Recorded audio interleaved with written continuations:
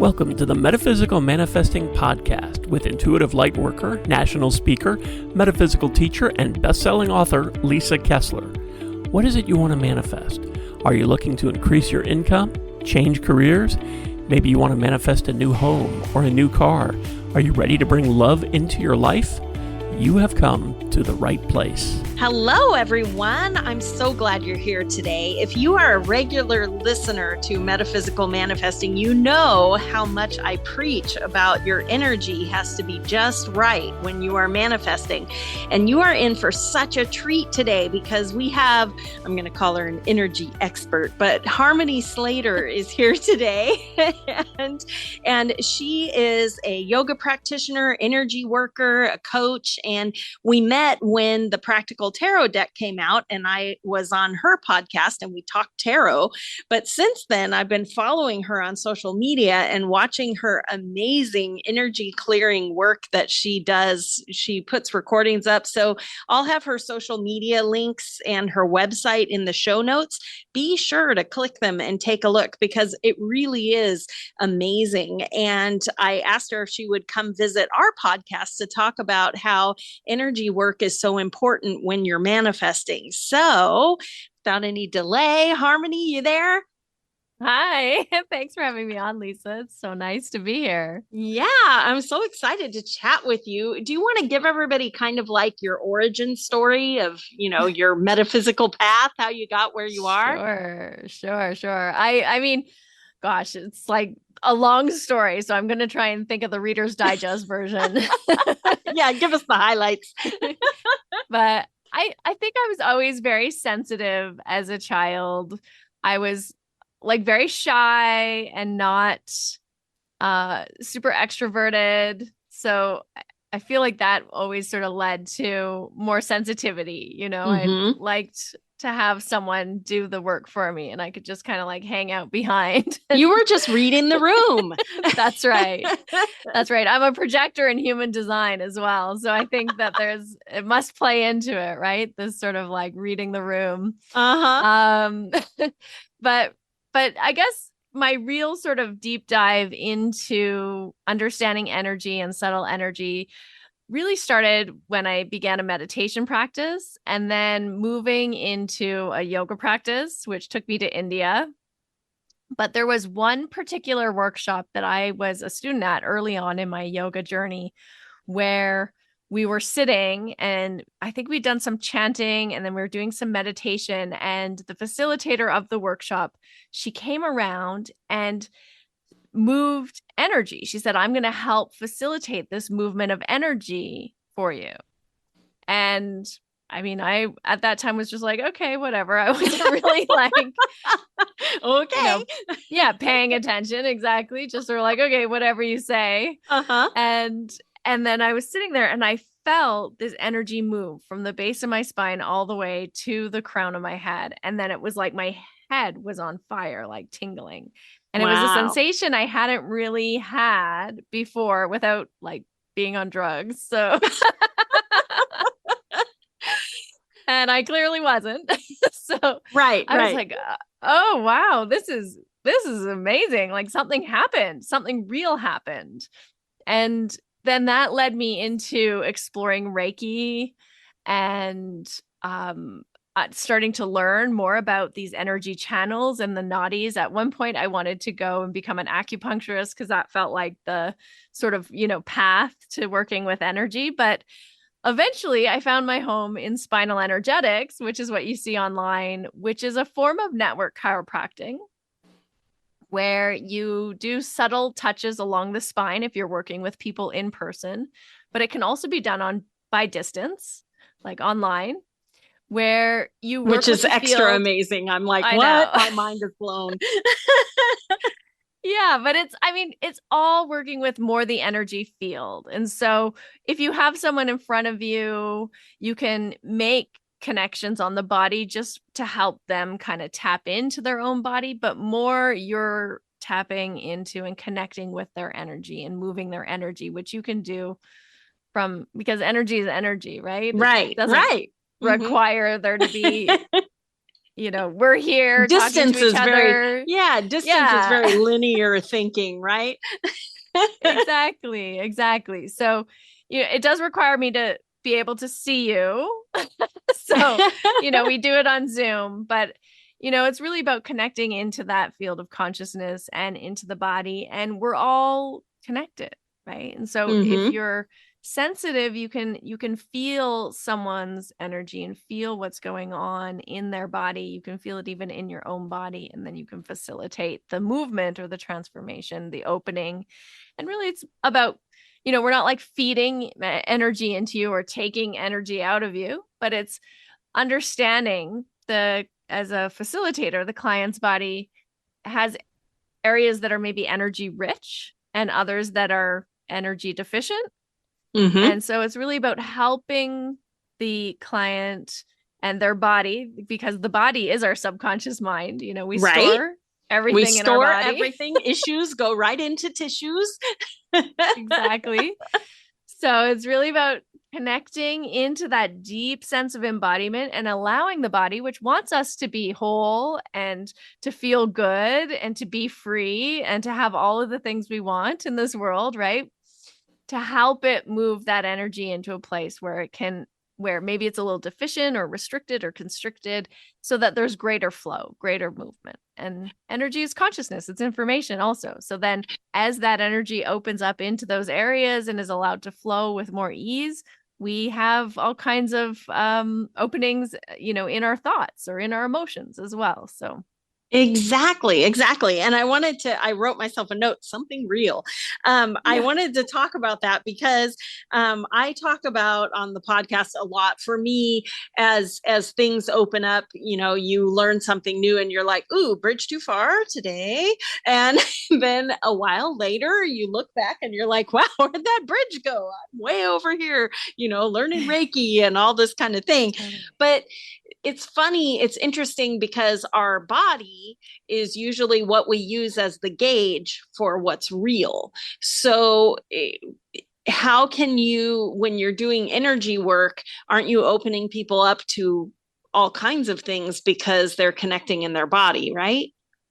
Yeah, I mean, if the more consciousness we move into our body, and it's helpful to have it be a facilitated state. You can do this work on your own, or if you're sitting and meditating, you can do some of this work on your own for sure. But when it's more consciously connected with a practitioner and it's a facilitated space, it amplifies the consciousness, it amplifies the energy. So it's more powerful that way. You go in more directly because there's an observer. So yes. Yeah. You almost have a witness because so often we do things like when we meditate, or if I do automatic writing where I get like channeled readings. And in the beginning, it was a lot of, well, was this me, or was this the universe, or was this me? Or, so having a practitioner or someone there to be a witness can be helpful sometimes, right? Yeah. It definitely amplifies the ability to kind of immerse your consciousness in your body. But as you're saying, I mean, as it starts to move and as you start to feel, and our body is our only way of, interacting with the external world. Right. Really. Right. I mean, and our body and our mind, I should really just say like mind body, because I feel like they're very much, enmeshed. We can't separate them. Right. So you do start to feel more. You do start to have more awareness. You do start to maybe release old emotions or trauma, and you feel like your body often will shake, or it will like move, and without your conscious awareness. I mean, you're consciously aware, but you're not controlling it. Kind of like when you're channeling with the writing, right? It's like, it's coming through you, but you're not like consciously thinking, well, now I'm going to write this. Exactly. And in the beginning, it was funny because being a writer, I had to like close my eyes in the beginning because I had a very hard time separating me from the message. So it was like, oh, there should be a period there. Where's the comma? Oh, they misspelled this word. So I was like, okay, I need to shut me out of it. But now I'm much more experienced, so I can have my eyes open and and not a problem. But in the beginning, in pretty much every, energetic work you do, it's this figuring out of, is this me, or am I, open to the energy coming through? And I think that just takes doing it over and over and over, right? Yeah. And I think also, like, as you're describing, there's there's different levels and layers of it too. Like, you've cultivated, it sounds like, this channel to receiving those like mental downloads or intellectual downloads, like through the mind, and then it's like coming out that way.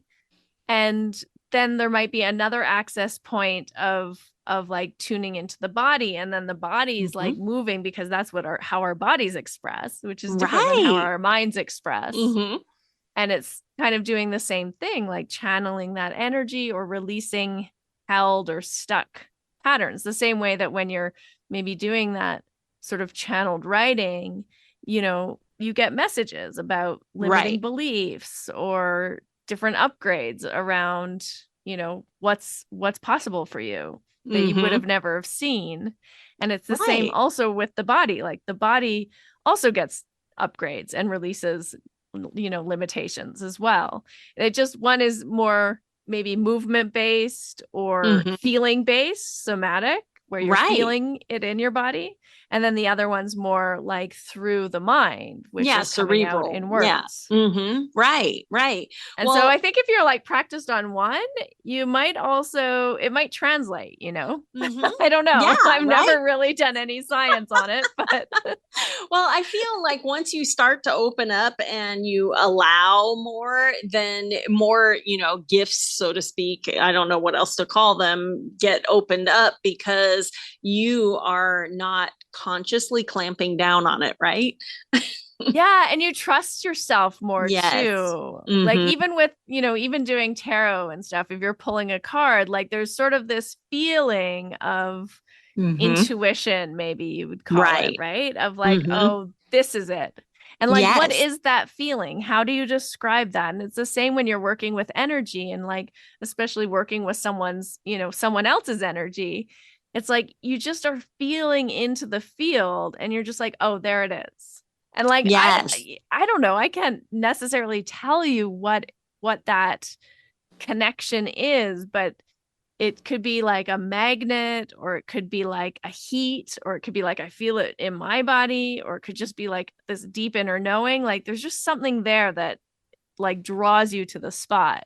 Right. That guides you there. And and so anyway, when I was deep diving, spelunking on your website, I was coming up with, because for me, like, I've had Reiki practitioners on before who were talking about ways to use Reiki energy to help you manifest. But when I was going through your website, I always work with clients on your chakras and your energy channel. And I read the energy codes, and it like blew my mind about, how everything just needs to keep flowing. Right. And when I watched all of your videos, I was like, if you have pent up traumas inside, and we talk about when you're manifesting, you are basically, with your free will, telling the universe, this is what I want my life to look like. But deep down, if there is a knot inside of you where energy is not flowing, you could not even realize that you have a belief that I'm bad and I don't deserve it. And then no matter what you do, you follow all the rules and you read the affirmations and you do the stuff, and it never works out. And it's not that you're broken. It's just that there's this glitch in there that is limiting you. And can you remove those with energy work? Yeah, I think that's really the most interesting, powerful thing about it is, you can do that work, like you're saying, through free writing or associations, coming up with, these subconscious beliefs that are there. Right. And questioning them. Right. Right. So you can kind of do some of that work that way, for sure, to bring it into your awareness, and it does work. But sometimes we are also just holding these beliefs and patterns in our body. And they're beliefs or patterns that, I mean, for example, say you were 5 or 6 years old, like before you really were understanding logically the world. And then you saw like your mom open up a bill or a speeding ticket or something, and she started crying and like crying about money and crying about not having enough. And so as a maybe 5 or 6 year old, you understand money, mom's upset, I'm upset, and money's scary. Safe. Yeah. Money's scary, right? So you have all of these feelings, but maybe you're not like consciously creating the story about it. Right. You're just feeling it in your body. But then every time you encounter money, right, you have that feeling in your body. Even though you're like, no, I really want to. This is what I want. Yeah. $50,000 months or whatever. Right. But at a very deep, and this is why your body is your subconscious or your unconscious, is at this somatic level, there's still an imprint of like, it's not safe. Yes. And it doesn't have to be like a huge trauma. It can just be something, because at that age, that is a huge trauma to see your mother like in tears, crying. As a 5-year-old, you feel very like, oh, are we okay? We're not okay. This isn't okay. Yeah. Right? That's your whole world. Money made my mom cry. Yeah. Your whole world was like upset because of this thing. And so when you tune into the energy at a somatic level and you have these releases, and you don't even have to have the story about what it was about. It can just come up. And maybe it's the shaking, maybe it's crying, maybe it's just nothing. Like maybe it's an image. A lot of people have visualizations or memories or different things come up. But as your body releases that stored imprint and pattern, it like clears the slate, like an Etch-a-Sketch. It kind of like shakes out that old pattern. And then you become more free to really manifest and really step into what you want, because then you're not, instead of like when you're like, oh, I'm going to, ask someone for $10,000 for my coaching package, my business, my or business, whatever. or, I'm going to sign a contract to write a book. My next book deal. Yeah. Exactly. And I'm going to stand up for myself and say, I'm worth this much. Right. Yeah. So all of these different issues that all relate to money. I mean, money's such an easy one because also money's the thing that nobody wants to talk about. We also store so much unconscious stuff in the money stories, we do our self-value, our self-worth, all kinds of things, because you can go the other way too. I've worked with people who are in burnout of work. I work with a lot of writers, obviously, and we always whittle it down to, you have to separate yourself from the work, because otherwise, what are you working for? You're working to do more work. They never have enough. And it's always like, they're chasing one more contract, one more payoff, one more. And that can come from that scarcity that's somewhere inside of them that they don't even realize is there. But the reality is, if you wrote every book and made all this money, for what?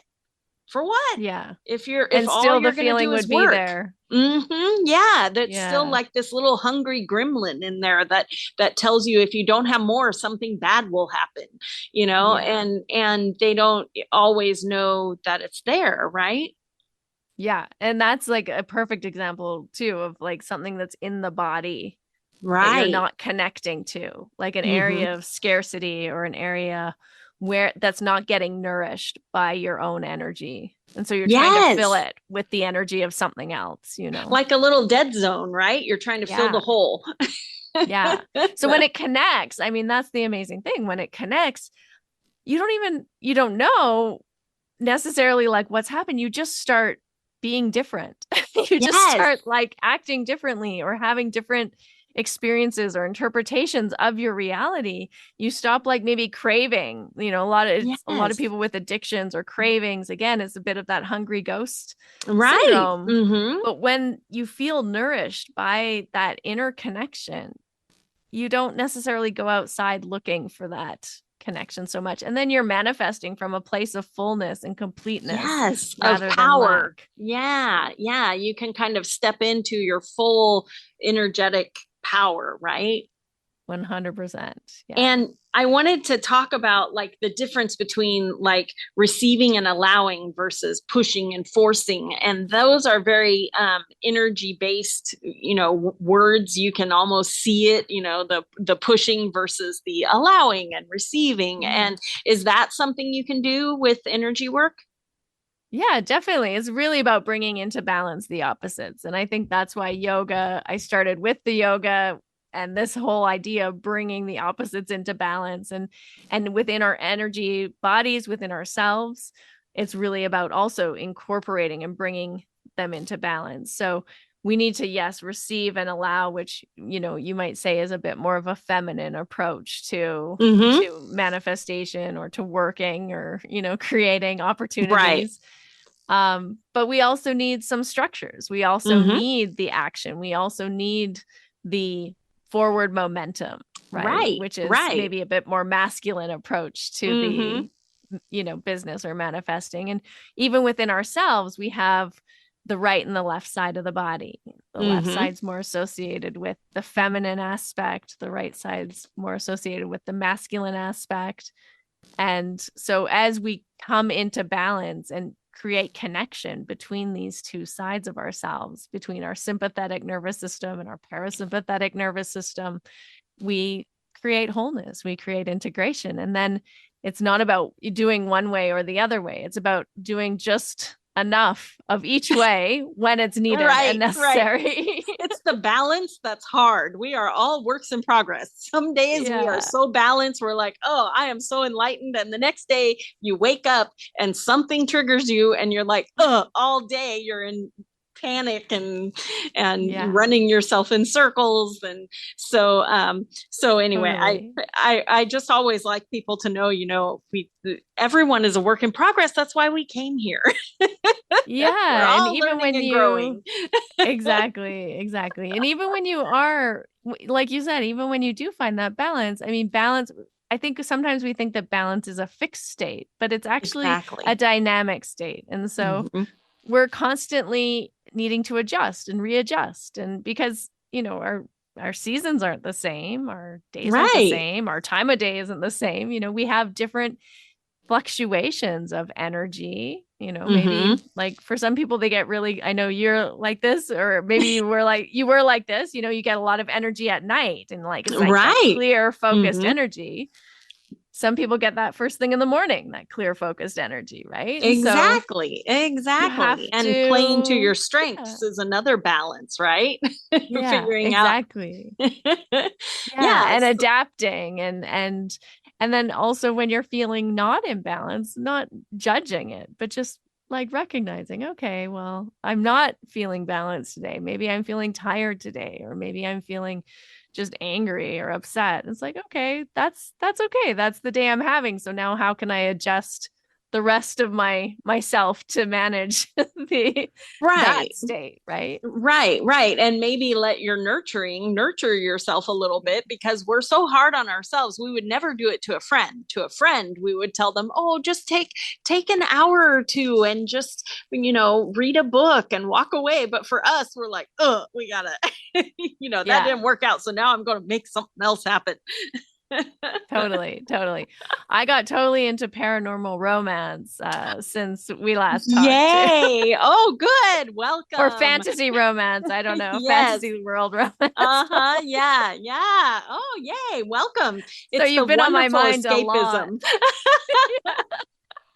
It's like, oh, I'm in Lisa's universe. This is amazing. Yes, right? Where anything can happen. But I do love the happy ever afters. I like anything can happen, but I know it's all going to work out. I agree with you. I was reading this one book and I thought to myself, if this doesn't end in a happy way, I'm never reading this author again, because I don't want to read a fantasy novel and have it end up like reality. Exactly. Have a happy ending. Yeah. Well, I always feel like I have invested my time, and really you can always make more money. You can't make more time.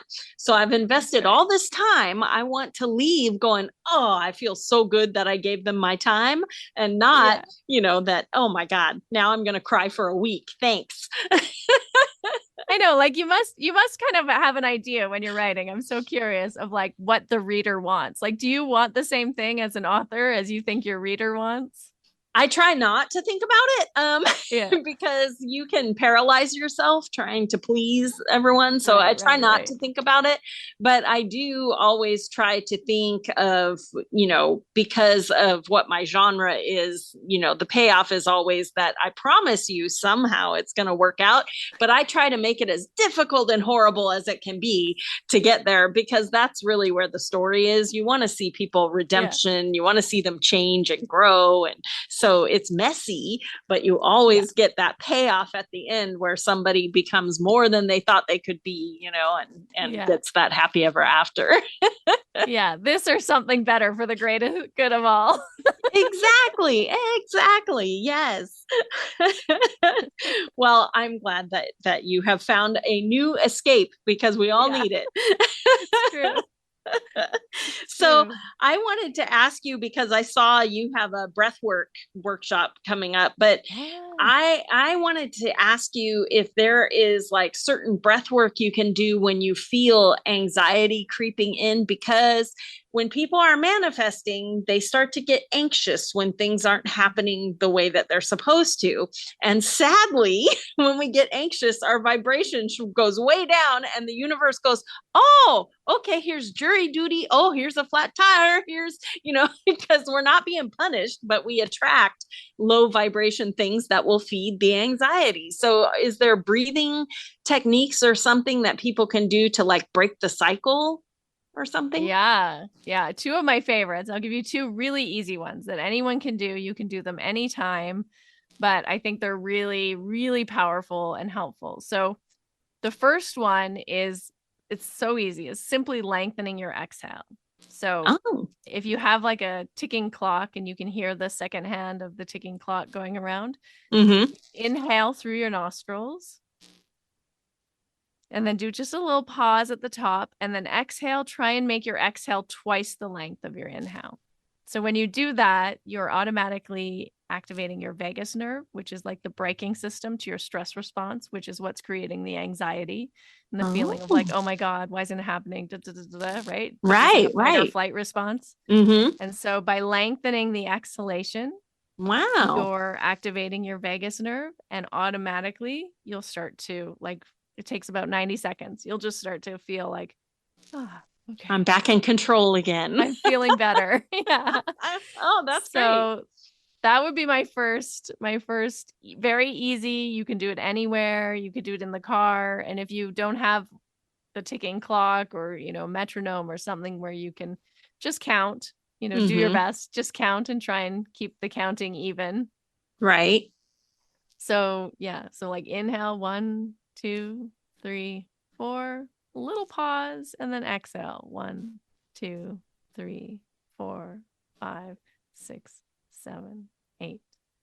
And it's helpful to use your nose, because your nose releases nitric oxide. It has little pockets full of nitric oxide. So when you breathe in through your nose, it starts to release that nitric oxide, which helps to dilate your blood vessels and also your airway passages, so that you can absorb more of the oxygen and exchange it with the CO2. So also it has a very relaxing effect on the body as well. Oh, nice. So is that part of why you're so miserable when you're sick, is because you can't breathe through your nose? I think it probably has something to do with it. Yeah.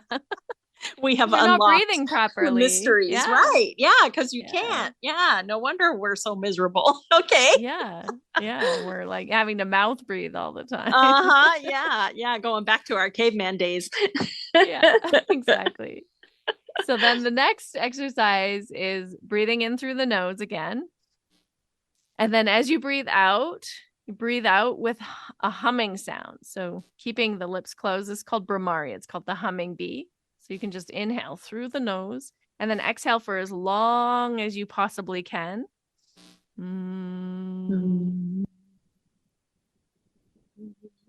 And we just hum forever? Yeah, as long as you can. And then when you reach the end, inhale and do it again. And you can do that 10 times. And as you're humming, try to just feel the vibration in the body. Tune into where you're feeling the vibration. Maybe it's the head, maybe it's the heart, maybe it's your pelvic floor, maybe it's your stomach area or your gut. So just notice, maybe it's your shoulders. Just notice where you're feeling the vibration and try and make the vibration kind of like a sweet taste, like you're saying, not like not like a stressed out kind of like angry, like a nice juicy like this that was good. chocolate. Yeah. But for as long as you can. I like it. I like it. Yeah, that's a great one because it also really helps you to get embodied, and because you're feeling the vibration. And also when you hum, it massages again the vagus nerve, which is that braking system to the stress response, to the anxiety. It's a great one to do before bed if you have trouble sleeping. It's very, very calming. So you can even do it lying in bed, lying down, just inhale. Hopefully your partner has isn't there or they're already asleep. Earplugs in or always asleep. Exactly. Inhale and then exhale with the long humming sound. Well, I would wonder too, with that humming breathing, if that like activates your throat chakra a little bit and can help you, with being, sometimes the anxiety comes up because we're also not being authentic. And so maybe getting that throat chakra going might help also. Really? Yeah. And it's interesting. I think like, especially for what you do with, expressing and creating, and that's the whole center of that expressive creative energy. So any energy and any activation you can put in that area is only going to help, be more creative in your life, really. Right. More expressive and, Well, when you're doing energy work on someone, do they generally, like, I don't want to call it like a car tune-up, but do they have to come back for a quarterly check-in? I mean, do you get clogged again, or how does that work? I mean, life keeps lifing, right? That's true. Very messy. So I think at the beginning, it's good to have like several sessions sort of together so that you're kind of moving through whatever's coming up for you and you're tuning into the energy. Sometimes it takes a bit of time to connect into your energy field, your energy body, to feel safe to go in and let your body actually like have that expressive release. So it can be helpful to have a couple of sessions just to be sure. Yeah, not right after the other, but like within a week or a couple of weeks, just to have that regularity. But then it's really up to you. I receive also myself this spinal energetics and this energy work and healing for balancing and also clearing blocks. Because as an entrepreneur, you get stuck a lot. All the time. Yes, all the time. Why is my Facebook ad not working? What? Exactly. So all of that stress gets built up and you hold it in your body. So I like to do it every other week just because it's good to release. Maybe I can't do it every other week, but then, at least once a month, I like to have that kind of release. So do you do it for yourself or do you have to go to you can do it yourself? You can, but I go to a facilitator. I have someone who I work with who helps me. Yeah. I would think it's be stronger. Hard. Yeah. It's stronger. Yeah. When I got Reiki attuned, I can Reiki myself, but there's always that little bit of you that's like, boy, if someone else was doing it, it would be better. Yeah, I think also just be the human part of us. It's kind of like when you touch yourself, you try to massage yourself. Like you can kind of do it.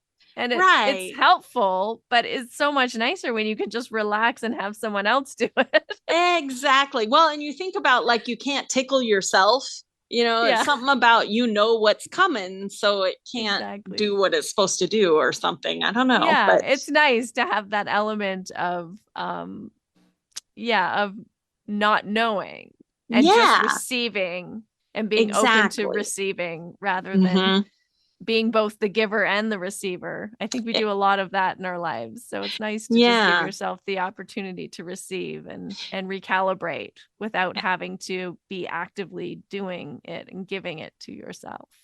Right. And at some level too, there is that I mean, everything that we do, it reflects on us somehow. And I feel like when we, I just think of money as energy. So when we invest energy in someone helping us, it's telling us on a very deep level that we're worthy, that we're worthy of nurturing, that we're worthy of energy work, we're worthy of, a tarot reading, whatever. When you make that energy exchange, which is all money is, because that paper is not worth what they tell you, it's just a piece of paper. But when you make that energy exchange, you are telling yourself that you're worth it. Right? Yeah, 100%. Yeah. And you value it more. I mean, it's kind of cliche, but everyone, you've heard the saying that people pay attention to what they pay for. Exactly. And it is true. Even from myself, my perspective, when I pay for something, I show up for it. I also value it more. Exactly. Yeah. And you take it in more. I mean, we, as coaches, we usually meet people because we'll do, a free webinar or a free workshop or whatever, because really you need to know who you're working with and see their energy in action. So it totally makes sense. But people get so much more out of it when they have made an energy exchange, not only because they show up, but because they are open to taking in that information, as opposed to, I gave up 45 minutes of my time, but I'm really tired, so I'm going to leave 15 minutes early, or whatever. Yeah.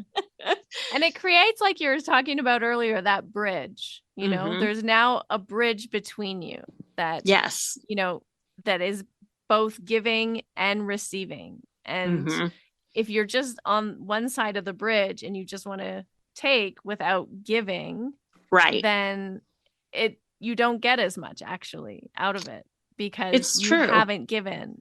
So there needs to be that balance in order for the actual bridge to be created properly. Right. And have that energy exchange, because on some level, when I pay for something, I am recognizing that what you are giving me is valuable. And so then I receive it as such, and you're like, wow, that was so great. Just, I mean, you think about something like a massage, something tactile, where someone is going to be physically touching you, and you imagine, would you go out and get a free massage? No, you would not. No, please don't touch me. Then all of a sudden this is uncomfortable. But when you make that energy exchange with a professional, then you can relax and you can go, oh, this is amazing, because you put some energy into it. You found them or whatever, or a friend told you, and then you gave them money, and now you're ready to receive, as opposed to, somebody you don't know for a free massage. You're like, I don't think so. No, thank you. It's true. And I think also, as coaches or healers or, writers, I think, as spiritual entrepreneurs, we do a lot of free things anyway. Like even this podcast, people are paying for the podcast. They're listening and enjoying and receiving, and it feels clean, it feels like that's clean. But it's like, if you want a more intimate space, then the exchange is important, as you say, to prepare yourself to receive, to give permission to receive, and then also to give yourself permission of, I'm worthy of this investment to receive this work, and I want this work, and I value it because I'm actually paying for it. Exactly. 100%. Well, before we run out of time, I was going to ask you what your favorite tips are, what you do when you are manifesting and you start to realize that you're a little out of alignment. Like maybe you have slipped into hustle culture where you're like trying everything. And what do you do to bring yourself back into alignment and go, oh yeah, the universe has my back. Everything's unfolding for my highest good. What is your best tip? Like every other day. Right? Yeah, definitely. I think the breathing's really important. I mean, that's why I offer my breathwork course, my pranayama course and program, is because for me, that's a foundational practice that just really sets me up to be in alignment. And it's always like recalibrating or creating that baseline for my nervous system so that I'm more relaxed and also clear thinking. You can think clearly, right? Clarity is what we often need. Yeah. On the days that I don't do that practice in the morning, like to get me started, I notice that my mind is going in like 15 different directions, and it becomes very frustrating to a certain extent. Cause I'm like, I have all these things to do and I don't know what to focus on. And I want to do this and I want to do that. And I want to, and it's like, and then you start 15 and you don't finish any. And at the end of the day, you're exhausted and you're like, well, I didn't finish anything. Yeah. You're like, I didn't do anything all day, but I worked for like 8 hours. I worked real hard. Yeah. So I think the clarity that comes with taking that time to do the conscious breathing and to just like tune in to your energy at the beginning of the day, to drop your mind into your body, to really just like clear some of the clutter, some of the extra stuff, so that your thoughts can really be focused throughout the day. I really find that practice the most beneficial.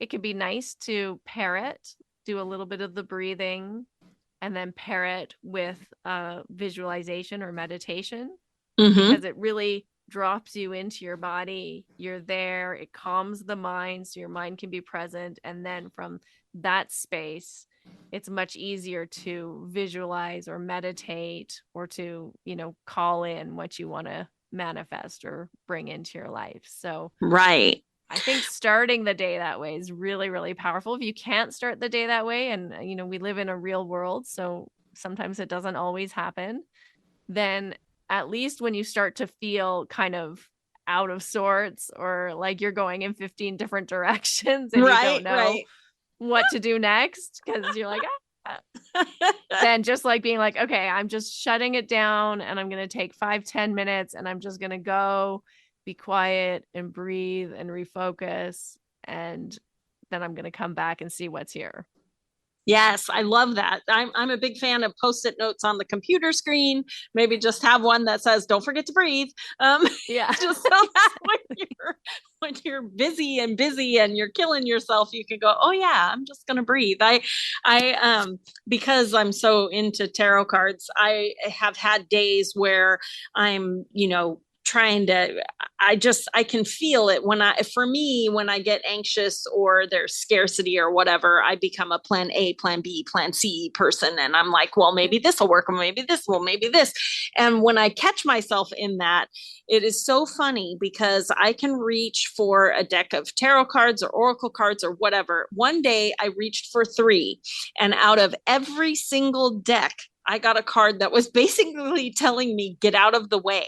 I was like, okay. So I got up from my desk and I went and I read some of a book I wanted to read. I watched an episode of something on Netflix. And when I went back to my phone, I had all kinds of things that all happened without my effort. So sometimes, amazing. Sometimes, yeah, you just need to get out of the way. The universe is trying to bring you something amazing. Please stop working against it. So, so if you're listening and going, oh my God, there's no way I can take 10 minutes to meditate. Oh, yes, you can. And sometimes that's what it takes, because we are actually pushing, our energy is pushing what we want away because we have free will and we're over here telling the universe, well, obviously I need to do these 50 things. And the universe is going, well, okay. I was going to give you this stuff, but I guess if you'd rather do those 50 things, so. And I think what you're saying too is also just like to create that space to kind of get tuned in with yourself. To recognize that you're doing it. Be aware. Yeah. Cause our brains they just go a million miles an hour and we don't even notice. Or at least I don't notice till I'm way in it. And then I'm like, whoa, wait a second. Yeah. And intention is so powerful, right? Like it being really able to is. set that clear intention, to have an intention for your day. Like what's the one thing you want to really accomplish or focus on, and then if you do 49 other things, great, but like at least have the one thing was your intention. Yes, that can really help. Well, if somebody wants to work with you on either your breathwork thing or energy work, or how do they get in touch with you? Yeah, for sure. They can head on over to my website, harmonyslater.com. And I have a 2-minute free breathwork download. So it's a great little reset that you can use throughout the day. If you want to just download the audio and have me in your ear guiding you. And, giving you encouragement. And you can find out all sorts of information on Spinal Energetics, on, my breathwork course, my pranayama course. And you can also find me on Instagram at Harmony Slater Official, and just drop me a message. I'd love to connect with you. Yes. And the class you have coming up, the breathwork class, is that online or is it in person? Yeah, it's all online. So people can join that. If you're available, go check out the website. I'll put a link in the show notes, and go check it out, because everything is energy. And when we're manifesting, it is all energy. So if your energy is out of alignment, how can you manifest this amazing life that you deserve if you have these little kinks in your energy channel where things just can't quite get? So, the breathing, the energy, the spinal energy, if you have any chance to have someone help you to remove any blocks that you maybe don't even know are there, it will improve your manifesting so much, because we forget that we are the creator of everything. And sometimes we look at our life and we're like, well, I didn't create that. But on some level, we attracted that in. So I heard something the other day, which was really powerful. I want to share it with you. Yeah. They said, if you want to know what your minimum standards are, look around your life right now. Oh, that is good. Dang. Because we live into our minimum. Mm-hmm. Right. So this is as good as we think it can get right now. Yes. This is what we're willing to tolerate. Yes. Yes, let's tolerate higher. Wow. Yeah, let's up level. Right. But it does all start with your mindset. And everything's energy. So let's step into your power. Totally. And we go all very deep into the subtle energy body and how to connect with it, and chakras, and what all the chakras, where they are, what they do, what they mean, how to connect with them. It's all in my course. So if you love this stuff and you want to go deeper with it, I'd encourage, whoever to come on in, and we can study together. Yay. All right. Well, I'll put links in the show notes, so be sure and check them out. And I just think Harmony is the greatest. So you will not go wrong, and let's all manifest our best life. Let's do it. Thanks for listening to the Metaphysical Manifesting Podcast with Lisa Kessler. If you have questions or comments, or if you'd like to work with Lisa to manifest your dreams, you can connect with her through her website at metaphysicalmanifesting.net. That's also where you can claim your free weekly tarot reading and manifesting tips. Make sure you subscribe or follow the Metaphysical Manifesting Podcast on your favorite podcasting site so you never miss another episode. As Lisa likes to say, we can make magic when we bring the universe into the equation. Remember, You don't have to do it alone. If you'd like more information about Lisa, Metaphysical Manifestation Mentorship, or the Manifesting Magic Mastermind, visit her website at metaphysicalmanifesting.net.